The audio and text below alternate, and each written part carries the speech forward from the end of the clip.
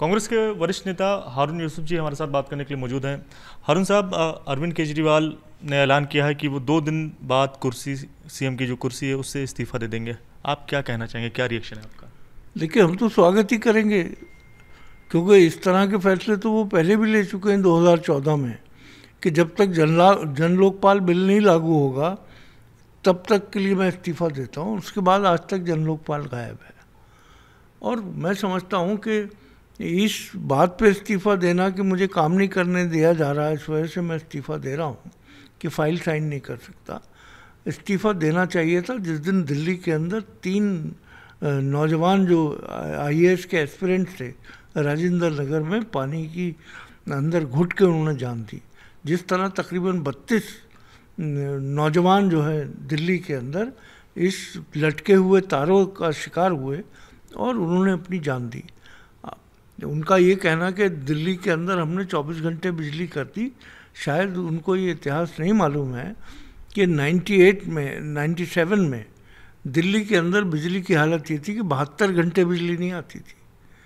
और जब प्राइवेटाइजेशन किया कांग्रेस की सरकार ने, उसके बाद 2 साल के बाद से दिल्ली में 24 घंटे बिजली आ रही है, लेकिन बिजली के दाम जितने बढ़ गए उस पर कोई बात नहीं कर रहे। इस्तीफा देना चाहिए था कि जो हालत दिल्ली की कर दी है कि दिल्ली की गलियों में, दिल्ली की सड़कों में जो गड्ढे हैं उसमें गिर गिर के लोग अपनी जान दे रहे हैं। आज सड़कों की क्या हालत है, फ्लाईओवर्स के अंदर देख लीजिए कि कितना ख़तरनाक है कि बाइक वाला अगर कोई तेज़ी से ना देख कर जाए तो वो सीधा उल्टा ही गिरेगा। तो मैं समझता हूँ कि भारतीय जनता पार्टी और आम आदमी पार्टी दिल्ली के लोगों को फुटबॉल की तरह इस्तेमाल कर रहे हैं। गरीबों की बात करो, मजदूरों की बात करो, लेकिन उनके लिए करो कुछ मत। तो मैं समझता हूँ कि दिल्ली के अंदर जो है एक संवेदनशील सरकार होनी चाहिए जो दिल्ली के लोगों के दुख दर्द को समझे। और मैं समझता हूँ कि वो इस्तीफ़ा जो देने का फैसला उन्होंने किया है, वो चाहे तो असेंबली डिसॉल्व करा सकते हैं। असेंबली डिसॉल्व करने की रेजोल्यूशन पास करके एलजी को भेज सकते हैं। ये सीएम का प्रेरोगेटिव है। हाँ सर, 2 दिन बाद इस्तीफा देने की उन्होंने बात की है। बीजेपी की ओर से ये कहा जा रहा है कि अरविंद केजरीवाल को ऐसे कौन से काम करने हैं कि जो 2 दिन का वो जनता से समय मांग रहे हैं। कांग्रेस का इस पर क्या सोचना है, क्या कहना है? देखिए, बीजेपी वाले जितने सवाल पूछते हैं उससे ज़्यादा जवाब देने की ज़रूरत है उनको। 7 मेंबर ऑफ पार्लियामेंट पिछले 10 साल से दिल्ली में हैं। दिल्ली की जो हालत हुई आज तक उन्होंने इसको नहीं उठाया। दिल्ली के अंदर म्यूनिसिपल कॉरपोरेशन में वो 15 साल रहे, क्या हालत कर दी दिल्ली की। तो दोनों आम आदमी पार्टी और बीजेपी जो है, जैसा मैंने कहा कि दिल्ली के अवाम को फुटबॉल की तरह लोगों को गुमराह करने के लिए कोई इधर से मार रहा है तो वो उधर से मार रहा है कि ये गलत कह रहा है। तो इस विवाद के अंदर ही दिल्ली का ये हाल हुआ। जो दिल्ली कांग्रेस की सरकार ने 15 सालों में बनाई थी, आज क्या हालत हो गई उस दिल्ली की।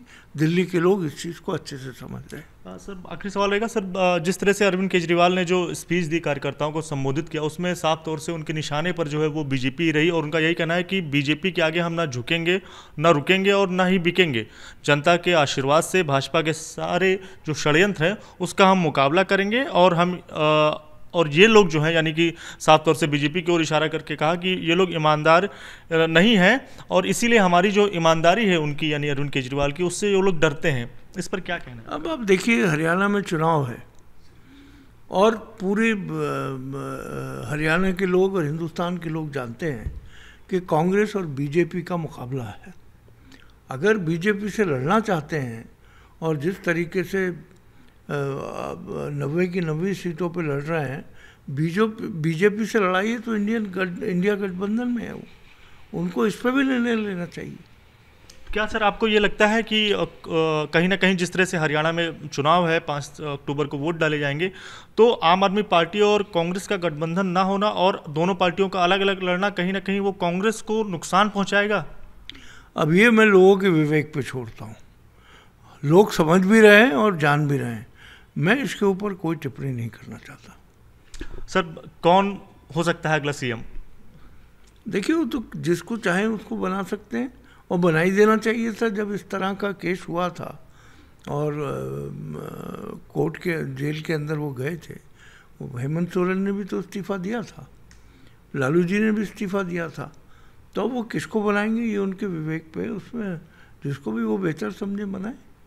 बहुत शुक्रिया बात करने के लिए। तो साफ तौर से हारून यूसुफ जो कांग्रेस के वरिष्ठ नेता है, उनका यही कहना है कि जिस तरह से अरविंद केजरीवाल ने 2 दिनों बाद इस्तीफे की बात की है, ये इस्तीफ़ा अरविंद केजरीवाल को तब दे देना चाहिए था जब करंट लगने से कई लोगों की जान जा रही थी, या फिर जो पानी में डूबने की वजह से जो 3 स्टूडेंट थे, जो यूपीएससी स्टूडेंट थे जो तैयारी कर रहे थे लाइब्रेरी में, पानी के अंदर पानी भर जाने की वजह से उनकी मौत हो जाती है। उस समय अरविंद केजरीवाल को इस्तीफ़ा दे देना चाहिए था ताकि समय रहते दिल्ली का जो है वो भला हो सके।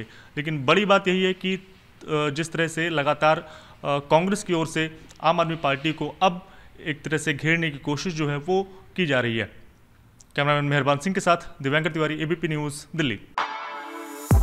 For exclusive and insightful videos, subscribe to our new channel ABP Live Premium.